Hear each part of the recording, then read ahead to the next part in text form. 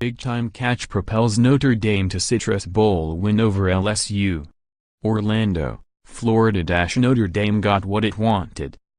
More than anything, the Fighting Irish just wanted to finish the season with 10 wins. With 2 minutes remaining, it looked like they would be denied. Until a backup quarterback made a game-winning touchdown pass to a backup wide receiver. Notre Dame went on to beat LSU 21-17 and finished with 10 wins for the second time in 3 years, 1 year after going for 8. Here are 3 reasons the Irish beat the Tigers, with less than 2 minutes to play and LSU leading 17-14. Wide receiver Miles Boykin made arguably one of the best offensive plays of the year.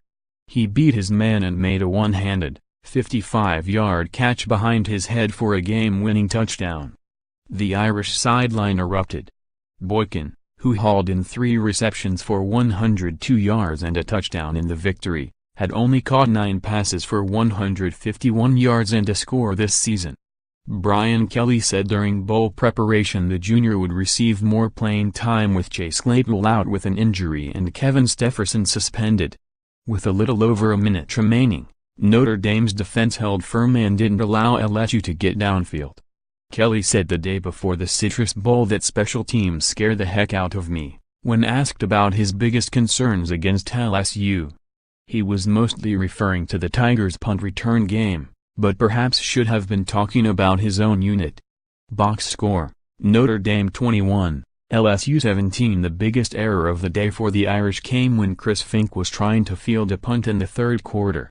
Freshman defensive back Isaiah Robertson got in the way and the ball hit him and LSU recovered the bouncing ball near the Notre Dame sideline. Kelly was not happy and was caught coaching up his player on the sideline. The Tigers proceeded to score its first touchdown of the game on the ensuing 43-yard drive to take a 7-3 lead early in the second half. A short field helped finish a drive for an LSU offense that had already missed 2 short field goals. On the other side of the ball, LSU missed 2 field goals in the first half. But Notre Dame failed to take advantage. The first came after the Irish defense's goal line stand. LSU was set to go for 4th and goal, but was called for a false start, and Connor Culp missed a 22-yard field goal instead. Notre Dame responded by going 3 and out. On LSU's next drive it missed a 37-yard field goal and the Irish responded by kicking a field goal on its next possession to take a 3-0 lead into halftime. Notre Dame was ultimately able to overcome these miscues in the final 2 minutes. There was no inkling heading into this game that quarterback Brandon Wimbush wouldn't play. His inconsistencies this season have been discussed at length, but Kelly has been patient with his first-year starter and said this week that he was showing a lot more consistency in what he's doing. Wimbush went 3 of 8 for 52 yards passing and added 38 yards rushing before he was replaced by backup Ian Book in the second quarter. Wimbush looked confident and was running the offense. His most promising drive was stalled through no fault of his own in the first quarter. After getting the offense to the LSU 46-yard line after a 31-yard run, the play called was a double pass where he gave the ball to freshman tight end Cole Kmet, who threw an incomplete pass to Tony Jones on first down. Wimbush rushed on second down, but then was replaced by Book on the next play. He threw an incomplete pass to Equanimeous Street Brown and Notre Dame was forced to punt. Wimbush finished the first quarter and played 1 series in the second before being permanently benched for the rest of the game. Book finished the day 14 of 19 for 164 yards with 2 touchdowns and an interception. He completed a critical 29-yard pass to Boykin, which set up a tying touchdown late in the fourth quarter. 5 plays later hit freshman Michael Young for a 6-yard score, which was followed up by a successful 2-point conversion to tie the game 14-14 with 7:79 remaining. Most importantly, Book found Boykin again with less than 2 minutes to play for the game-winning 55-yard touchdown. Notre Dame's quarterback situation is clearly up in the air. Kelly and defensive coordinator Chip Long both iterated this week that Wimbush has much to work on with his mechanics, confidence and consistency during the offseason. How he progresses over the next few months will be watched closely. especially with highly touted incoming freshman Phil Jurkovec arriving in the fall. Follow *Star Notre Dame insider Laken Lippman on Twitter and Instagram, @Laken Lippman.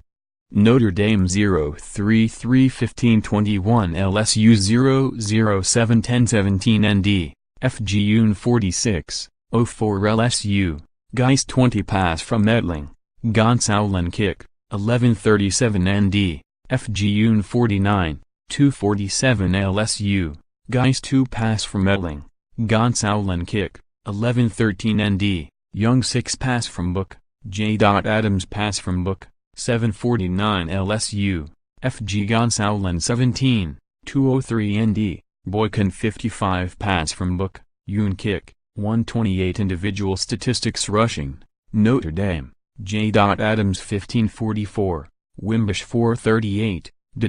Williams 2:36, Book 11:36, T. Jones 1-0, Team, 1-2. LSU, Geist 21:98, D. Williams 9:44, Etling 10:21, Gage 1:15, Dillon 1-8.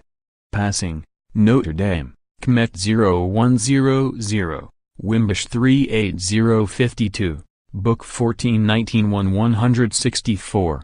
LSU, Etling 19-33-0-229.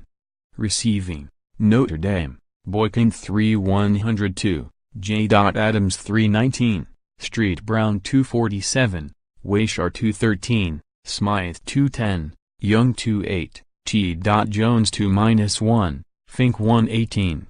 LSU, Chark 5-63, Morrow 4-64, Geist 3-24, Anderson 2-35, Sullivan 2-24, Gage 2-15, D. Williams 1-4. Missed field goals, LSU, Culp 24, Gonçalves 38.